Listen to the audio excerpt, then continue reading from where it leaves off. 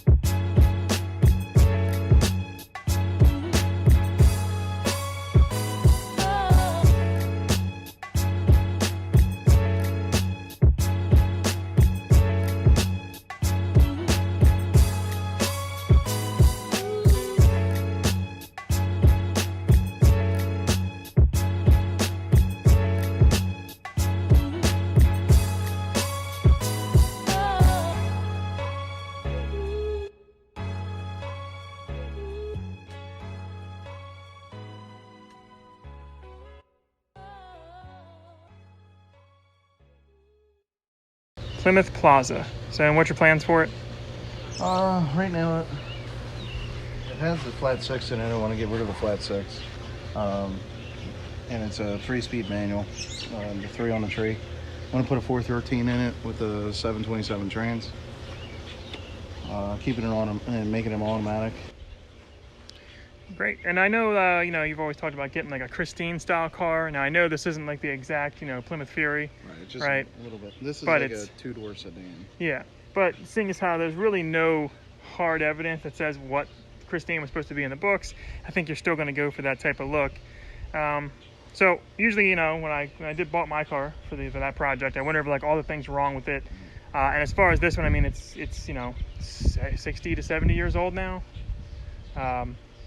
Right? What year is it? 58. So 58. So 62. 62. Yeah. 62-year-old car. So why don't you go over everything that you know is wrong with it so far, and we'll just follow along and we'll talk about what the next steps will be for this car. Well, a couple of things I'm going to need to go right off the bat. Can't find the steel eyebrows for them. I'm going to have to find a new... So some trim pieces. It's a little bit of trim stuff. Not a lot. Basically all the trims on here besides the eyebrows, and that's just about it. Yeah, and then we talked about the fenders. So you can get reproduction fenders for this. I will start out by saying this is not going to be an original all factory build. We're not planning on making it look like it came off the showroom floor. This is going to start out almost like a rat rod, because the main thing is going to be getting it moving, and then it's going to be improving the appearance to be what he wants it to be. So he's already found fenders that you can get, but they are, you said, fiberglass instead of original metal. Which this was in some kind of accident in its 62 years, we said. Yeah. And they did some fixing of just putting some metal in there and putting Bond over top of it or whatever it might be. I don't even know. They could have used wood glue for all we know. But you know, this is what you get for older cars. You know, we're not buying one that was pristine, or he's not buying one that was pristine. This doesn't come out of my piggy bank at all. But yeah, so, you know, we've got some fenders that will have to be replaced at some point. Again, that doesn't stop its functionality of driving. Interior wise, Matt, it looked like everything was pretty much there. If anything, the interior was the nicest of anything. Yeah. Everything is here. I mean, the gauges themselves, they almost look new. I mean, do you think that was replaced at some point or just cleaned up really well? I'd imagine, but the way he said this thing had sat in a warehouse since 72. Yeah, I mean, I don't know if the video shows it. This thing is like, there's not a scratch on it. The plastic still looks new. It's not yellowed. It's nice. That looks really good. But I definitely know it is one of the gauges that came with Plaza and everything, because usually with Furies and everything, they went up to 160 mile an hour. Okay, what did this one go to, like 120? Yeah, because oh, okay. As if the Furies were getting 160 off the showroom floor. Okay. All right. So what else do we got here? So we did see on both sides, typical rocker rust. Keep in mind, we are on the East Coast, so any cars that we find on our side, it's not like Florida or Texas where you guys just have nothing but heat all the time. We deal with salt. And to be honest, this is a pretty good survivor given everything going on. So this is definitely gonna need some body work, but the frame itself is solid. There's nothing going on with that. That would be a showstopper if there's frame issues, but not the issue here. And then what, Matt? You want to talk about the trunk? I mean, typical. Oh yeah, they got a couple holes. They patched something before. The back trunk floor pan or trunk liner, I think they'll call them, is rusting out. Not everywhere, but it's a pretty rough shape. Again, it's just sheet metal. You may be able to find something or just have something fabbed up for a couple $100 and tacked in. This is not a big deal. Even some newer cars, this starts to happen too. Right. So we see some daylight, that would get fixed. As far as the back, what's the bumper looking like? Bumper's not too bad. You got a little dent in here, a couple dents in there. Yeah. I can really pick up another bumper for $500. Yeah, and there's nothing rusted out there. Under here, I am missing one of the lower pieces. I'll have to. They do make two fiber. You could buy them as a pair. But you can find the parts. Yeah, $300. And is this supposed to be like chromed out, or is that just how it's on this? Now, if it was a Fury Belvedere and maybe a Savoy, I can't remember. This would be aluminum, but this is steel. So it got surface rust. Yeah. So you could probably clean it up, polish it, or dip it in chrome. You could do whatever you want, or paint it really. Okay. Yeah. Lower models came with like steel. Trim and stuff like that. All right, and then you got all the doors; they're complete. How is the floor pans? Have you really looked at them yet? I know there's a good covering, but I haven't pulled one out, but I am seeing daylight through right by the gas pedal over there. Okay. But besides that, so maybe it's all caked up where the salt would hit it. Yeah. Okay, so they're all here. Well, there's a little bit here. Yeah. Okay. So some rusty floor pans. Mm-hmm. So it's definitely gonna need some rust repair, but again, guys, we're on the East Coast, so this is completely normal. I have a 2003 car that's rusted out just as bad as this is. So, then we talked about the motor. So, what did you say would bolt up in here? 361. I think it was 361 Commando that they used to do in here, or the 318 Poly. I think it was more. I'm telling you, the 318 would be so easy to get. If it bolts right in, you may want to really consider that as a first starter. It's more about the trains that I'm worried about. Trying to figure out what trains would bolt up with that 318 Poly. For me, trying to hop on forums and figure out what works well with these cars, it kind of seems like all these Plymouth guys keep everything hush hush. You get talking to regular. Yeah. All right, so we had to come in the garage because there's some music playing outside, and I know that it'll get flagged in YouTube, and I won't be able to play the audio. I was finishing up talking to Matt. The motor is locked up that's in it. It is an inline 6. He's not really interested in putting any work into that motor. It's just not worth any investment. So we were looking at other motor options. The Poly 318 is an option that the motor will mount, but he was mentioning that the transmission might not line up and mount.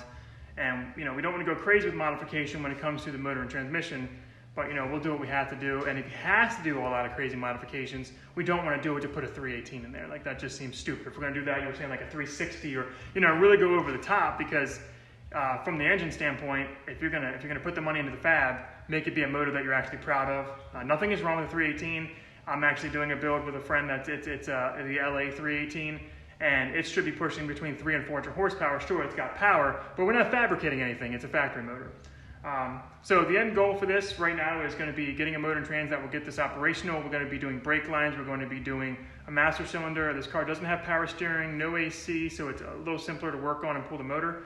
And then after it is drivable on the road, that's when we'll start looking into fixing up some of the metal. The end goal is to get a kind of a pristine look-alike. It's something that, it was always like that. We grew up watching that movie, so it's really cool to us.